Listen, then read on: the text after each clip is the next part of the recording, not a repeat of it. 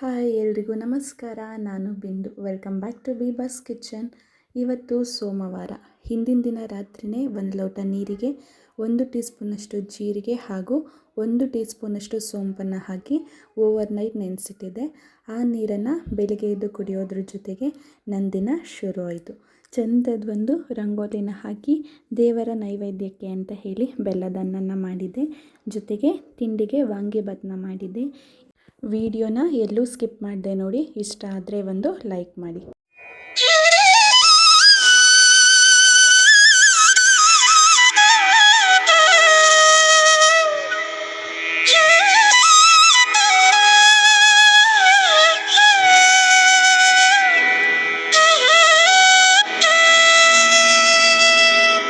ಇದು ಕಳಸದ ಅಕ್ಕಿ. ದೇವರ ಮನೆಯಿಂದ ತೆಗೆದ ನಂತರ ದೇವರ ನೈವೇದ್ಯಕ್ಕೆ ಏನಾದರೂ ಸಿಹಿ ಮಾಡೋದಕ್ಕೆ ಬಳಸ್ಕೋತೀನಿ. ಈ ದಿನ ಈ ಕಳಸದ ಅಕ್ಕಿನ ಉಪಯೋಗಿಸ್ಕೊಂಡು ಬೆಲ್ಲದನ್ನ ಮಾಡ್ತಾಯಿದ್ದೀನಿ. ಬೆಲ್ಲದನ್ನ ಮಾಡೋದಕ್ಕೆ 2 ಲೋಟ ನೀರನ್ನು ಕುದಿಯೋಕ್ಕಿಟ್ಟಿದ್ದೆ. ಈಗ ಅಕ್ಕಿನ ತೊಳೆದು ಹಾಕೋತಾ ಇದ್ದೀನಿ. ನಂತರ ಅನ್ನ 1/4 ಭಾಗ ತಯಾರಾದರೆ ಸಾಕು. ಈ ರೀತಿ 1/4 ಭಾಗ ಬೆಂದಿರೋ ಅನ್ನಕ್ಕೆ ಚೆನ್ನಾಗಿ ಪುಡಿ ಮಾಡಿರೋ ಅರ್ಧ ಕಪ್ನಷ್ಟು ಬೆಲ್ಲದ ಪುಡಿ ಹಾಗೂ ಏಲಕ್ಕಿ ಪುಡಿನ ಹಾಕ್ಕೊಂಡು ಚೆನ್ನಾಗಿ ಮಿಕ್ಸ್ ಮಾಡಿದ ನಂತರ 2 ನಿಮಿಷ ಕಡಿಮೆ ಊರಿನಲ್ಲಿ ಬೇಯಿಸ್ಕೊಂಡ್ರೆ ಸಾಕು. ಬೆಲ್ಲದನ್ನ ರೆಡಿ ಆಗುತ್ತೆ.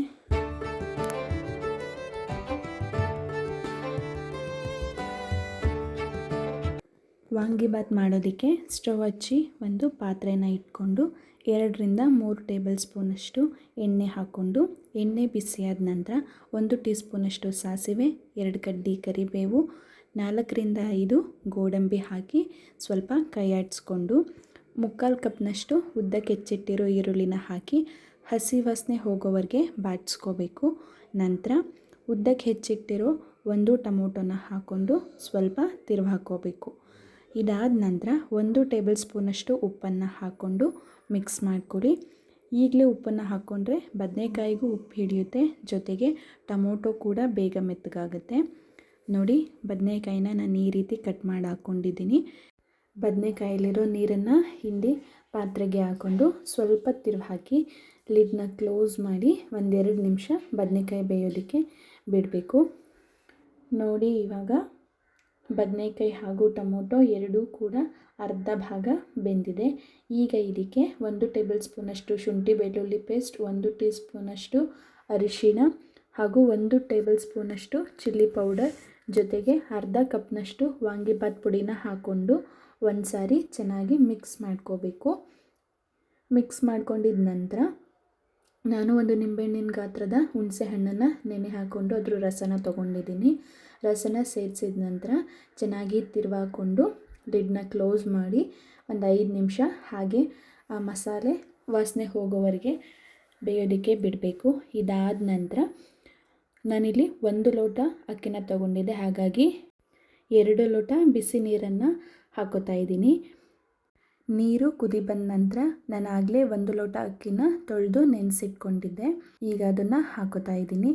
ಅಕ್ಕಿನ ಹಾಕಿದ ನಂತರ ಇದ್ರ ಜೊತೆಗೆ ಅರ್ಧ ಕಪ್ನಷ್ಟು ಕೊತ್ತಂಬರಿ ಸೊಪ್ಪನ್ನ ಹಾಕಿ ಚೆನ್ನಾಗಿ ಮಿಕ್ಸ್ ಮಾಡಿಕೊಂಡು ಉಪ್ಪು ಖಾರನ ಚೆಕ್ ಮಾಡಿ ಕಡಿಮೆ ಊರಿನಲ್ಲಿ 10 ನಿಮಿಷ ಬೇಯಿಸ್ಕೊಂಡ್ರೆ ಬಿಸಿ ಬಿಸಿ ವಾಂಗಿಬಾತ್ ರೆಡಿ ಆಗುತ್ತೆ. ಒಳ್ಳೆ ಘಮ ಬರ್ತಾಯಿದೆ. ಈ ವಾಂಗಿಬಾತ್ ಜೊತೆಗೆ ಕಾಂಬಿನೇಷನ್ ಆಗಿ ಮೊಸರು ಬಜ್ಜಿ ಹಾಗೂ ಚಟ್ನಿ ಕೂಡ ತೊಗೋಬೋದು. ಇದರ ರುಚಿ ಇನ್ನೂ ಜಾಸ್ತಿ ಆಗುತ್ತೆ.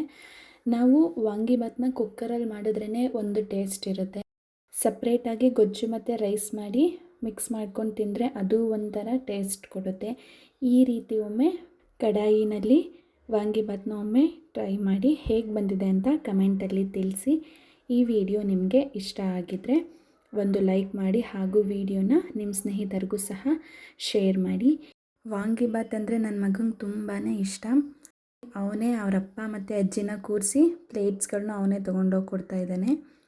ಈ ವಿಡಿಯೋ ನಿಮಗೆ ಇಷ್ಟ ಆಗಿದೆ ಅನ್ಕೋತೀನಿ. ಇನ್ನೂ ನಮ್ಮ ಚಾನಲ್ನ ಸಬ್ಸ್ಕ್ರೈಬ್ ಮಾಡ್ಕೊಳ್ದೆ ನೋಡ್ತಿದ್ರೆ ಸಬ್ಸ್ಕ್ರೈಬ್ ಮಾಡ್ಕೊಳ್ಳಿ. Thank you for watching.